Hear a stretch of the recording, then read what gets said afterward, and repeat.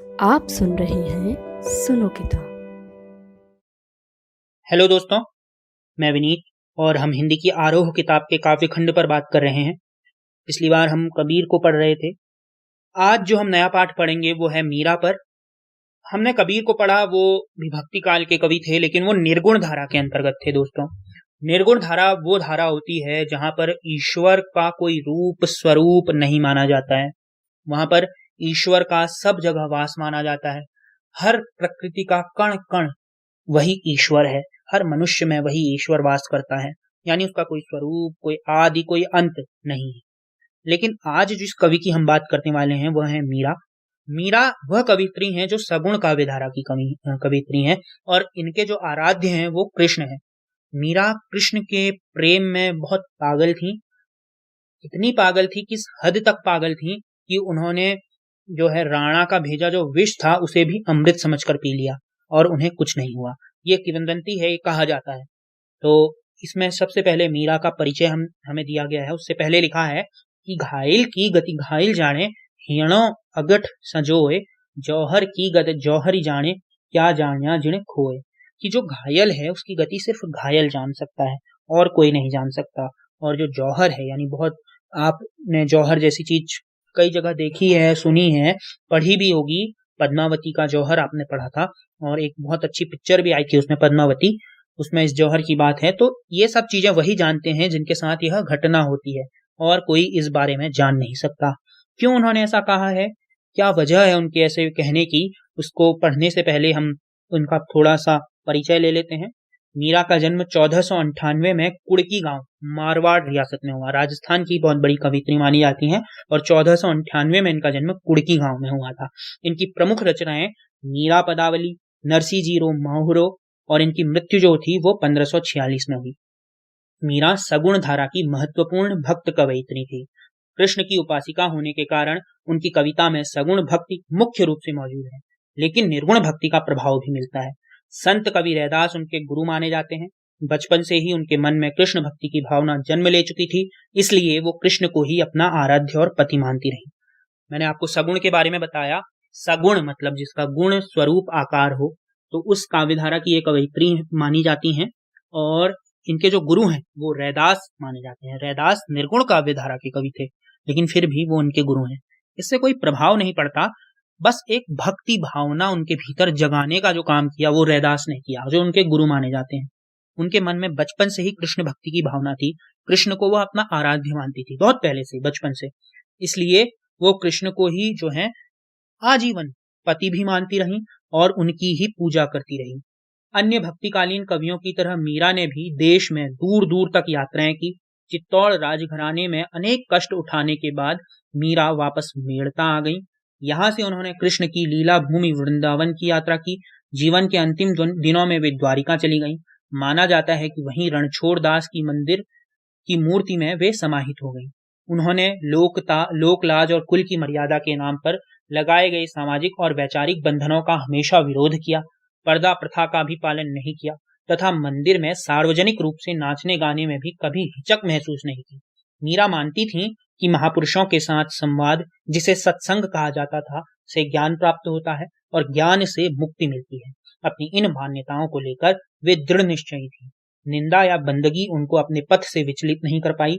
जिस पर विश्वास किया उस पर अमल किया। इस अर्थ में उस युग में जहां रूढ़ियों से ग्रस्त समाज का दबदबा था, वहां मीरा स्त्री मुक्ति की आवाज बनकर उठी। आज हम फेमिनिज्म का एक बहुत बड़ा दौर चलता हुआ देखते हैं। नारीवाद या स्त्रीवाद इसे कहा जाता है। मीरा उस समय में स्त्री मुक्ति की बात करती हैं।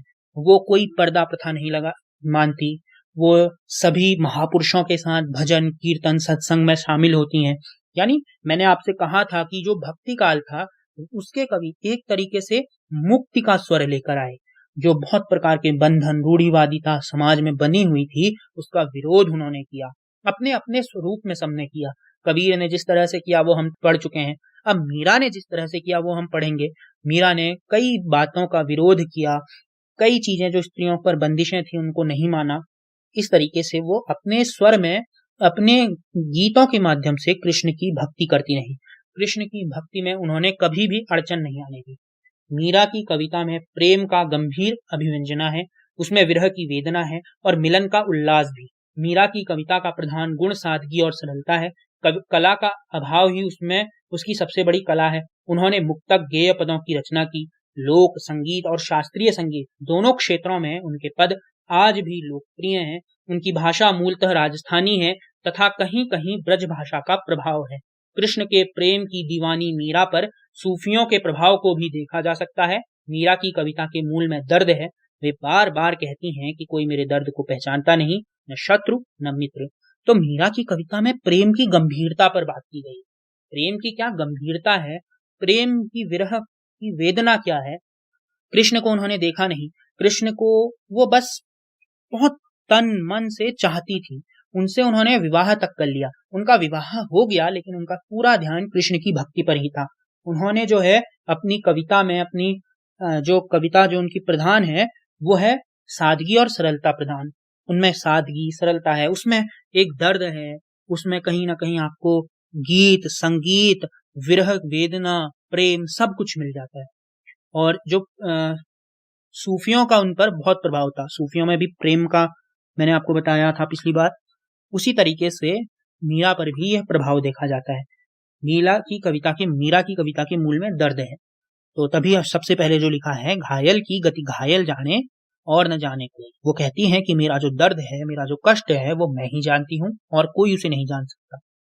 यहाँ प्रस्तुत पहले पद में मीरा ने कृष्ण से अपनी अनन्यता की व्यक्ति की है तथा व्यर्थ के कार्यों में व्यस्त लोगों के प्रति दुख प्रकट किया है। दूसरे पद में प्रेम रस में डूबी मीरा सभी रीति रिवाजों और बंधनों से मुक्त होने और गिरधर के स्नेह के कारण अमर होने की बात कर रही हैं। दोनों पद नरोत्तम दास स्वामी द्वारा संकलित संपादित मीरा मुक्तावली से लिए गए हैं। तो पदों पर क्या बात की गई है वो तो हम जब पद पढ़ेंगे तब जान ही जाएंगे। फिलहाल मैं मीरा को लेकर आपको बता दूं कि मीरा सगुण काव्यधारा की कवित्री हैं और इनका जो मुख्य स्वर है वह मुक्ति कहा रहा है। ये जो भक्ति काल है, जो मिडिवल एज है, यहाँ पर जितने कवि हुए हैं, चाहे मीरा, चाहे तुलसीदास, चाहे कबीरदास, चाहे दादू दयाल या गुरु नानक देव, ये सभी कवि जो हैं एक तरीके से मुक्ति की बात करते हैं। विभिन्न प्रकार के आडंबरों से, विभिन्न प्रकार की कुप्रथाओं से, रूढ़िवादिता से। तो मीरा किस तरह से इस बात को रखती हैं, पढ़ते हैं। मेरे तो गिरधर गोपाल दूसरो न कोई, जाके सिर मोर मुकुट मेरो पति सोई। छाणी दई कुल की कानी, कहा करी है कोई, संतन ढिग बैठी बैठी लोक लाज खोई। अंशुमन जल सींच सींच प्रेम बेली बोई, अब त बेली फैल गई आनंद फल होई। दूध की मथनिया बड़े प्रेम से विलोई, दही दथी मथी घृत काढ़ी लियो डारी दई छोई। भगत देखी राजी हुई, जगत देखी रोई, दासी मीरा लाल गिरधर तारो अब मोही। मीरा किस हद तक डिवोटेड है कृष्ण के प्रति, मीरा ने किस हद तक अपने को समर्पित कर दिया है कृष्ण के प्रति, न्यौछावर कर दिया है, इस पद में वो व्यक्त हुआ है। उसमें वो लिखती हैं कि मेरे तो सिर्फ और सिर्फ गिरधर गोपाल कृष्ण है, दूसरा और कोई मेरे जीवन में नहीं। जाके सिर मोर मुकुट, कृष्ण की छवि आप देखते हैं अलग अलग कैलेंडर्स में, पोस्टर्स में, टीवी में, आप बहुत तरीके से कृष्ण को देखते हैं। उनके सर में मोर और मुकुट है। मेरो पति सोई, जिसके सर में मोर और मुकुट है, मेरा पति वही है। छाड़ी दई कुल की कहानी, कहा करी है कोई। छाड़ी दई कुल की कहानी, मैंने जो कुल की जो भी बातें थी, कुल की लोक लाज थी, वो सब छोड़ दी है। कहा करी है कोई, इन सब में कौन फंसेगा। कहा करी, इसमें क्या करना है, कुछ मतलब नहीं। मैं सब जो अपना कुल है, परिवार है, सब छोड़ चुकी हूँ। संतन ढिग बैठी बैठी लोक लाज खोई, मैंने संतों के साथ, बहुत सारे संत जैसे रैदास और भी कई संत रहे होंगे, उनके साथ बैठकर मैंने भजन किया, कीर्तन किया, और सारी जो लोक लाज थी, क्योंकि एक स्त्री का पुरुष संतों के साथ बैठना आज भी सही नहीं देखा जाता। उस भक्ति काल में जहां पर विभिन्न प्रकार की बंधन थे, विभिन्न प्रकार की बाधाएं थी स्त्रियों को लेकर, वहां पर वो बैठती थी अलग अलग संतों के साथ और सत्संग करती थी। तो वो कहती हैं कि मैंने अलग अलग संतों के साथ बैठकर अपनी लोक लाज जो प्रतिष्ठा है सब खो दी है। अंसुअन जल सींची सींची प्रेम बेली बोई, और मेरे आंखों से जो आंसू गिर रहे हैं प्रेम में, जो मेरी आंखों से आंसू गिर रहे हैं, उस आंसुओं से मेरी जो प्रेम की बेल है, प्रेम रूपी जो पौधा है, वो सींच रही हूं मैं। अपने आंखों के आंसुओं से उस प्रेम को मैं सींच रही हूं। अब तो बेल फैल गई, आनंद फल हुई। अब ऐसा समय आ गया है कि वो सारी जो बेल है वो फैल गई है, बहुत लंबी हो गई है। अब उसमें फल आने वाला है। कैसा फल? आनंद फल। अब मुझे आनंद की प्राप्ति होगी। अब मैं खुश होंगी। अब मुझे वह प्राप्त होगा जिसके लिए मैं प्रयासरत थी, जिसके लिए मैंने ये सब काम किए, लोक लाज को त्यागा, अपने परिवार को छोड़ा। अब मुझे वो फल प्राप्त होगा। दूध की मथनिया बड़े प्रेम से विलोई, दधि मथि घृत कयारी लियो, डारी दई छोई। अब ये प्रतीक है कुछ। दूध की मथनिया बड़े प्रेम से विलोई, यानी दूध है, उसको मैंने बहुत प्यार से प्रेम से विलोई किया। मतलब दूध को मथा, दूध की मथनी से जो दही बना उसको मथा, खूब मथा, दूध से जो दही मथा उसको खूब मथा मैंने। डारी दही छोई, जो मट्ठा होता है, जो मट्ठा होता है उसे छोई कहा गया है, उसे मैंने छोड़ दिया। यानी जो मेरे काम का था घृत, घी, वो घी जो है उसकी भक्ति से उपजा प्रेम है, उस वो आनंद है, वो तो मैंने प्राप्त कर लिया। डारी दही छोई, और ये जो सारे लोक लाज, ये संसार की मोह माया लोभ प्रेम सब कुछ मैंने छोड़ दिया। और जो मेरे काम का था, जो मेरी भक्ति थी, जिसकी वजह से मुझे आनंद प्राप्त हुआ, वो मैंने प्राप्त कर लिया। भगत देखि राजी हुई, जगत देखि रोई, दासी मीरा लाल गिरधर तारो अब मोही। मैं भक्तों को देखकर बहुत खुश हुई। भक्तों को देखकर मेरे मन में उत्साह आया। जो भी कृष्ण की भक्ति करते हैं, जो ईश्वर की भक्ति करते हैं, उनको देखकर मीरा बहुत प्रसन्न होती है। जगत देखी रोई, और ये जो संसार है, ये जो बहुत मोह माया प्रेम इन सब विषय विकारों में डूबा हुआ संसार है, उसको देखकर मैं रोती हूँ। मीरा कह रही है कि मैं भक्तों को देखकर खुश हूँ और ये सभी संसार को देखकर मैं दुखी हूँ। दास मीरा लाल गिरधर तारो अब मोही। हे गिरधर, हे कृष्ण, मैं तुम्हारी दास हूँ। दास ही मीरा, ये मीरा, हे कृष्ण तुम्हारी दास है। तारो अब मोही, अब मुझे तार दो। मैं तुम पर न्यौछावर हूँ, मेरा सब कुछ तुम हो, अब मुझे तार दो। अब मैं इस संसार से मुक्त होना चाहती। पद 2। पग घुंघरू बांध मीरा नाची, मैं तो मेरे नारायण सू, आप ही हो गई साची। लोग कहे मीरा भई बावरी, न्यात कहे कुलनासी। विष का प्याला राणा भेजा, पीवत मीरा हासी। मीरा के प्रभु गिरधर नागर, सहज मिले अविनाशी। पग घुंघरू बांध मीरा नाची। मीरा पैरों में घुंघरू बांधकर बहुत संतों के साथ, महापुरुषों के साथ सत्संग में, भजन में, कीर्तन में खूब नाची। खूब उसने क्या किया? सत्संग किया, बहुत सारा ईश्वर का नाम लिया। मैं तो मेरे नारायण सु, आप ही हो साची। हे नारायण, मैं तो सिर्फ आपकी हूँ, सच्ची सच रूप में मैं पूर्ण रूप से आप पर न्यौछावर हूँ। आप ही मेरे सब कुछ हो। लोग कहें मीरा भई बावरी, न्यात कहें कुलनासी। लोग कह रहे हैं कि जो मीरा है वो पागल हो गई है, मीरा को अब अपनी कोई सुध नहीं है, मीरा पागल हो गई है, बावरी हो गई है। न्यात कहें कुलनासी, और जो परिवार वाले हैं, जो कुल वाले हैं, वो कह रहे हैं कि ये कुलनाशी है, इसने कुल को समाप्त कर दिया है, इसने कुल लोक लाज की कोई भी ध्यान नहीं रखा, उसका कोई से मतलब नहीं है, वो सब छोड़ चुकी है और ये कुलनाशी है। विष का प्याला राणा भेजा, पीवत मीरा हंसी। कहा जाता है कि जो मीरा के देवर थे, उन्होंने विष का प्याला मीरा के लिए भेजा था और मीरा ने हंसते हंसते वो प्याला पी लिया था, उसे कुछ नहीं हुआ। तो वही बात वो बता रही हैं कि विष का प्याला राणा भेजा, कि राणा ने विष का, जहर का प्याला भेजा, उसको भी पीकर मीरा हंसी थी। मीरा के प्रभु गिरधर नागर, सहज मिले अविनाशी। और मीरा के जो प्रभु हैं वो गिरधर नागर, वो कृष्ण हैं, वो नागर कृष्ण हैं, जो कि सहज मिले अविनाशी, जिसका कोई नष्ट नहीं कर सकता, अविनाशी हैं, वो सहज रूप से मुझे प्राप्त हो गए। यानी संसार कहता रह गया कि कुलनाशी है, संसार कहता रह गया कि मैं बावली हूं, लेकिन मैंने अपने समर्पण से, अपने त्याग से, अपनी भक्ति से, अपने प्रेम से अपने आराध्य गिरधर नागर यानी कृष्ण को प्राप्त कर लिया और सहज रूप से मुझे मिल गए। तो मीरा ने कितना कष्ट, कितनी चुनौतियों को सहकर इस समाज से अपना नाता जोड़ा होगा।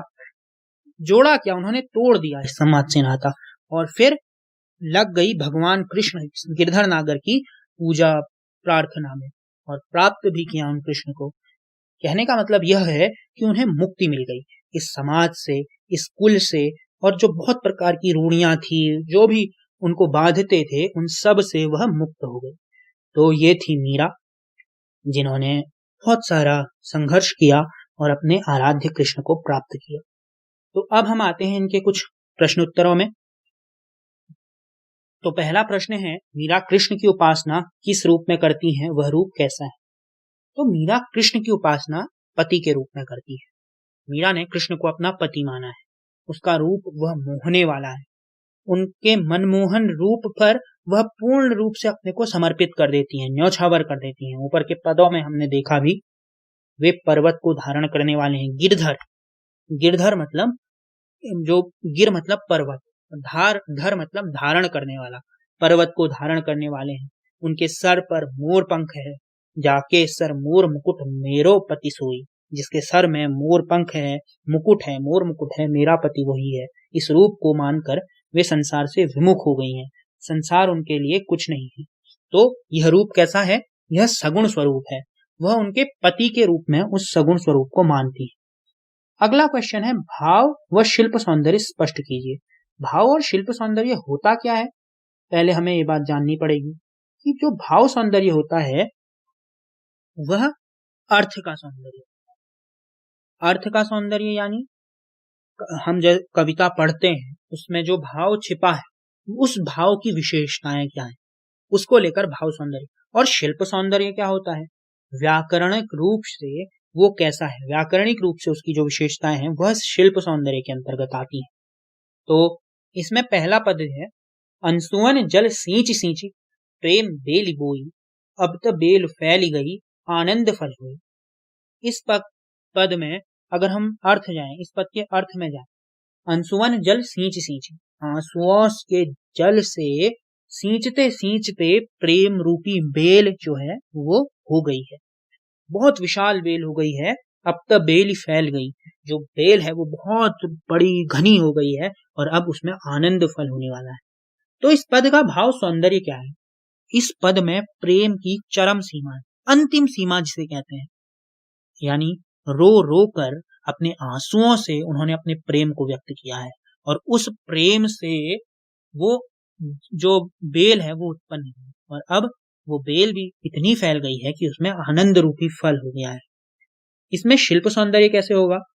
जैसे शिल्प सौंदर्य में हम इसके व्याकरणिक, इसमें क्या अलंकार है, इसकी क्या विशेषताएं हैं।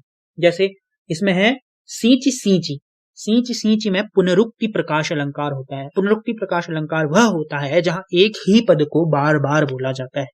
अंसुअन जल सींच सींची, जो ये सींच सींची है, यहाँ पर पुनरुक्ति प्रकाश अलंकार है। प्रेम बेली, आनंद फल, अंसुअन जल, ये सांग रूपक हैं। रूपक यानी किसी से तुलना की गई है। प्रेम बेल हुई है, आनंद रूपी फल है, अंसुअन रूपी जल है। ठीक है, आंसुओं का रूपी जल, प्रेम रूपी बेली और आनंद रूपी फल, ये रूपक हैं। इसमें भाषा कैसी है?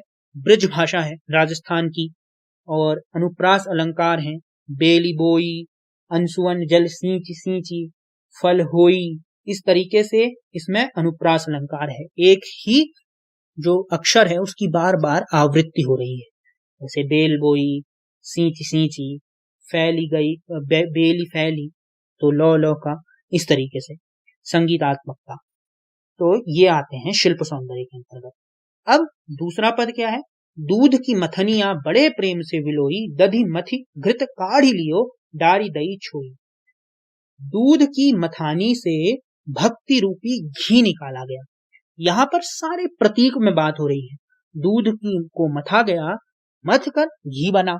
जो घी है वो भक्ति है, यानी भक्ति रूपी घी तो मैंने निकाल दिया, और जो सांसारिक दुख, लोभ, विषय विकार रूपी जो मट्ठा है, छाछ है, छोई मतलब छाछ, मट्ठा, बटर मिल्क, वो मैंने छोड़ दिया। इस प्रकार भक्ति की महिमा है, भक्ति की महत्ता है, भक्ति का महत्व है, और संसार की जो विषय विकार हैं, लोभ मोह है, उनको नकारने की बात की गई है। ये भाव सौंदर्य में आएगा। शिल्प सौंदर्य में क्या आएगा? अन्योक्ति अलंकार है, यानी मट्ठा कुछ और है लेकिन किसी और की बात करता है।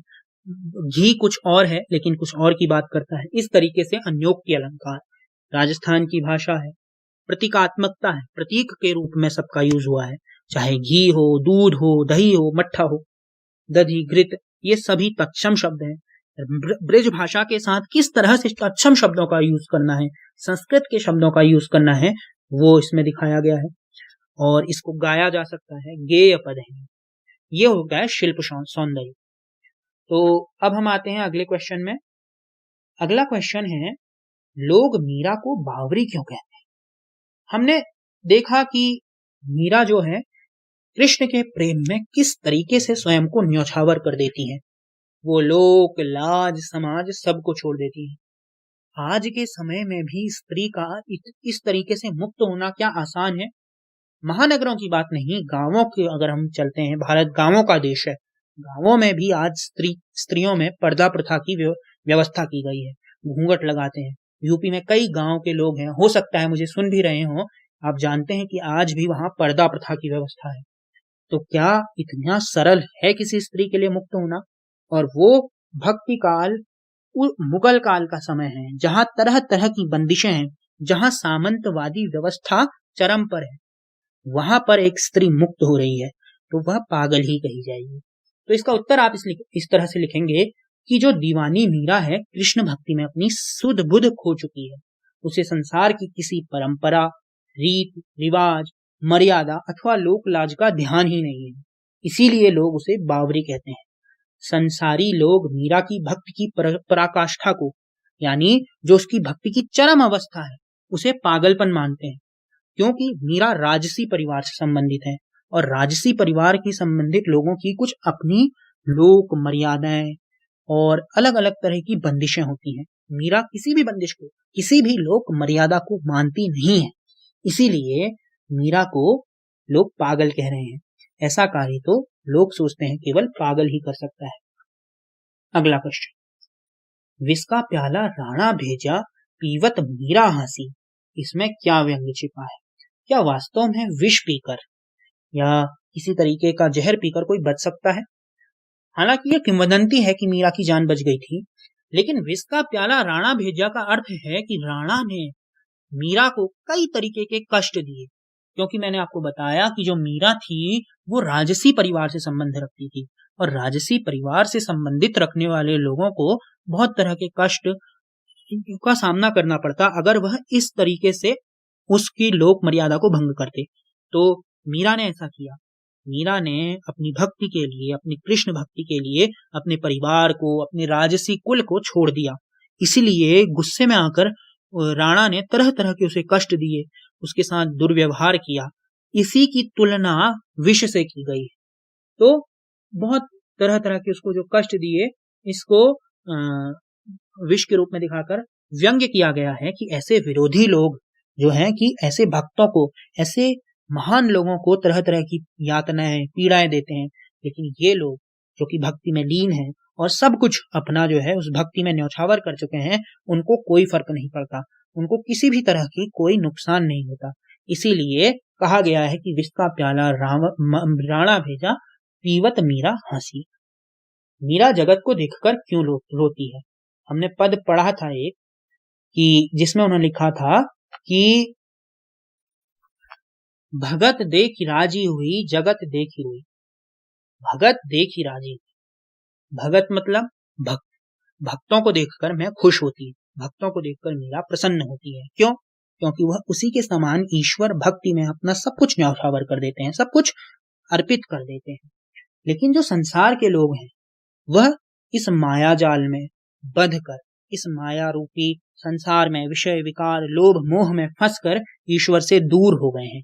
ईश्वर को कोई प्राप्त नहीं करना चाहता, उनका सारा जीवन जो है वह व्यर्थ जा रहा है।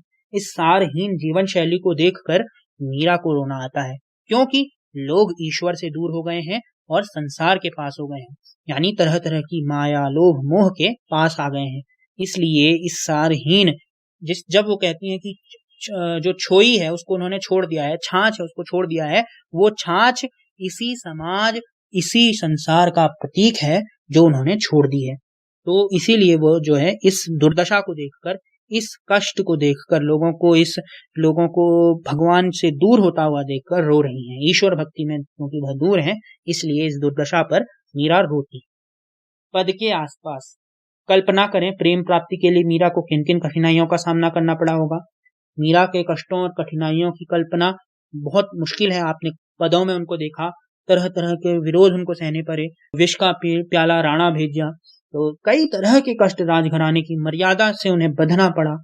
और पर्दा प्रथा से निकलना या पुरुष संतों के साथ बैठकर भजन कीर्तन सत्संग करना आसान नहीं था, लेकिन फिर भी उन्होंने वो काम किया, वो कष्ट सहे। तो इतनी कठिनाइयों को उस दौर में सोचना या उस बारे में कल्पना करना बहुत मुश्किल है। लोक लाज खोने का क्या अभिप्राय है? लोक लाज मतलब शर्म। लोक यानी जो समाज है, उसकी जो लाज है, हर व्यक्ति की अपनी प्रतिष्ठा होती है और खासकर राज परिवार की अपनी एक अलग प्रतिष्ठा है। महिलाएं पर्दे में रहती हैं, उन्हें नाचने गाने सत्संग करने का कोई अधिकार नहीं होता, उन्हें इस तरह से भक्ति में डूबने का कोई जो सर्वस्व है उनको न्यौछावर करने का कोई अधिकार नहीं होता। लेकिन फिर भी मीरा ने ऐसा किया, तो यही सब जो काम करता है उसे लोक लाज खोने का जो है संज्ञा दे दी जाती है। इसलिए मीरा से जब ये सब बंधन तोड़ने के कारण उसे लोक लाज खोना कहा गया। मीरा ने सहज मिले अविनाशी क्यों कहा है? अविनाशी मतलब जिसका जो नष्ट नहीं हो सकता, जो किसी भी चीज से कभी नष्ट नहीं हो पाएगा। तो सहज मिले अविनाशी, मीरा की जो भक्ति भावना है वो बहुत सहज है। उसे कृष्ण के रूप रंग सब से इतना प्रेम है, इतना लगाव है कि वो उसे पति ही मान चुकी हैं। वो उन्हें अपना सब कुछ मानती है। उन्हें कृष्ण को मिलने के लिए तरह तरह के आडंबर जैसे छाप तिलक टोपी कुछ नहीं लगानी पड़े। कोई उन्हें एक पद उनका ऐसा भी है जहां पर वो कहती हैं कि जिस तरह लोग अलग अलग वेद मंत्र पढ़ते हैं, उन्हें कुछ नहीं पढ़ना पड़ा। यानी भक्ति की महत्ता क्या है, भक्ति का महत्व क्या है, ये मीरा बताती हैं उस पदा में। इसीलिए सहज मिले अविनाशी का मतलब है कि उन्होंने सहज रूप से उस अविनाशी कृष्ण को प्राप्त कर लिया है। लोग कहें मीरा भई बावरी, न्यात कहें कुलनासी। मीरा के बारे में लोग समाज और न्यात कुटुंब ऐसी धारणाएं क्यों हैं? समाज के लोग धन दौलत सत्ता जमीन सबको सच मानते हैं। उनके लिए यही सब तो प्राप्त, उनको जो ये सब प्राप्त हो जाए, धन प्राप्त हो जाए, मोह प्राप्त हो जाए, लोभ प्राप्त हो जाए, तो वो सब छोड़ देते। लेकिन जो मीरा है उसके लिए लोभ सुख सुविधाएं कोई महत्व नहीं रखती। उसके लिए तो भक्ति ही सब कुछ है।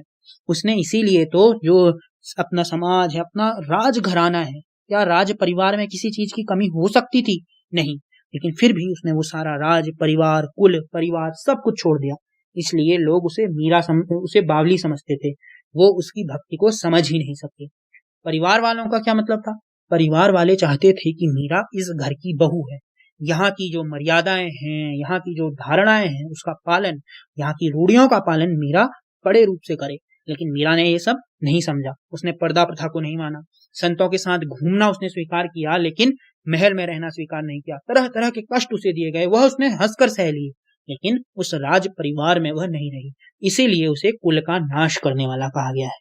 तो दोस्तों, ये थी मीरा की बात, मीरा के पदों की बात। हमने दो कवि पढ़ लिए हैं, कबीर और मीरा। ये दोनों भक्ति काल के कवि थे। अब हम जब नए कवि को पढ़ेंगे तो यह उससे आगे का दौर होगा। इससे आगे का दौर आधुनिक काल कहलाता है हिंदी साहित्य में, और उसके एक कवि हैं राम नरेश त्रिपाठी। तो वहां पर प्रकृति को तरह तरह की संज्ञाएं दी गई। पथिक एक कविता है, उसको हम अगले काव्यखंड में अगले जब पाठ को पढ़ेंगे तो उसे पढ़ेंगे। लेकिन तब तक आप भक्ति काल के इन कवियों की और जानकारियां इकट्ठा करें। खासकर आप मीरा के पदों का जो गायन है वो कई अच्छे अच्छे गायकों ने या कई भजनों के रूप में इसको गाया गया है, उसको सुन सकते हैं। आप जान सकते हैं कि मीरा का एक मंदिर भी है राजस्थान में, उसके विषय में कुछ जानकारी आप ले सकते हैं। तरह तरह की धारणाएं हैं जो मीरा को लेकर बनाई गई हैं। भक्ति काल में ऐसे क्या कौन कौन से और कवि हुए हैं जिन्होंने इतना सब कुछ ईश्वर के लिए न्यौछावर कर दिया, उसके बारे में आप जान सकते हैं। आप इतिहास के विद्यार्थी हैं तो आपको ये सब खोजना चाहिए, और हिस्ट्री में अगर कोई आगे कुछ करना चाहता है तो मिडेवल एरा के इस दौर को तो समझना उसे होगा। और हिंदी साहित्य के विद्यार्थी को अगर कोई आगे हिंदी साहित्य पढ़ना चाहता है तो मीरा, कबीर, इन सब को छोड़कर हम आगे नहीं बढ़ सकते। तो दोस्तों, आज के लिए इस ऑडियो को यहीं खत्म करते हैं। अगली बार हम नई बात नए पाठ के साथ करेंगे। तब तक के लिए गुड बाय, थैंक यू। सुनो किताब से सुनने के लिए आपका धन्यवाद।